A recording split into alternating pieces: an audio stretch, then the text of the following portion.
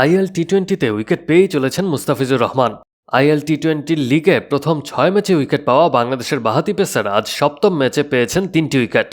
1 ওভারে 4 বলের মধ্যে 3 উইকেট নিয়ে ম্যাচের মোড় ঘুরিয়ে দিয়েছেন দুবাই ক্যাপিটালসের মুস্তাফিজ। জিতেছে তার দলও। গালফ জায়ান্টসকে 156 রানে অল আউট করার পর 4 বল ও 6 উইকেট হাতে রেখে জিতেছে মুস্তাফিজের দল। ম্যাচ সেরার পুরস্কারও পেয়েছেন মুস্তাফিজুর রহমান। দুবাই অধিনায়ক মোহাম্মদ নবী ইনিংসের দ্বিতীয় ওভারেই বল তুলে দেন মুস্তাফিজের হাতে। নতুন বলে ভালো করতে পারেননি মুস্তাফিজ। প্রথম ওভারে দিয়েছিলেন 13 রান। ইনিংসের 14তম ওভারে দ্বিতীয় ওভার করতে আসেন মুস্তাফিজ। প্রথম বলেই তাকে 4 মেরে দেন জেমস ভিন্স। দ্বিতীয় বলে ভিন্সকে ফিরিয়েই উইকেট শিকার শুরু মুস্তাফিজের। নিরীহ এক বলেই উইকেট পেয়েছেন বাংলাদেশের এই তারকা। অফকাটের বলটিকে অনসাইডে খেলতে গিয়ে উইকেট কিপারকে ক্যাচ দেন 34 বলে 36 রান করা ভিন্স।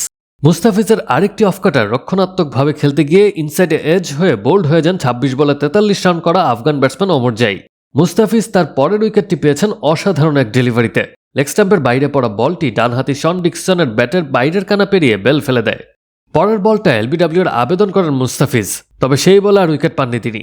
18তম ওভারে আবারও বোলিং এসে 11 রান দেয়া মুস্তাফিজ ইনিংসের শেষ ওভারে প্রথম বলে চতুর্থ উইকেট পাননি অধিনায়ক নবী আইয়ান আফজাল খানের সহজ ক্যাচটি ফেলে দেওয়ার কারণে। তবে তার ওভারের তৃতীয়, চতুর্থ ও পঞ্চম বলে উইকেট হারিয়ে অল আউট হয়ে যায় গালফ জায়ান্টস। তবে এই 3 উইকেটের একটিও যোগ হয়নি মুস্তাফিজের নামে। 3 ব্যাটসম্যানই হয়েছেন রান আউট। শেষ পর্যন্ত মুস্তাফিজের বোলিং ফিগার দ্বারা 3.5 ওভারের শেষে 34 রানে 3 উইকেট। এমন বোলিং করে ম্যাচ সেরাও হয়েছেন কাটার মাস্টার।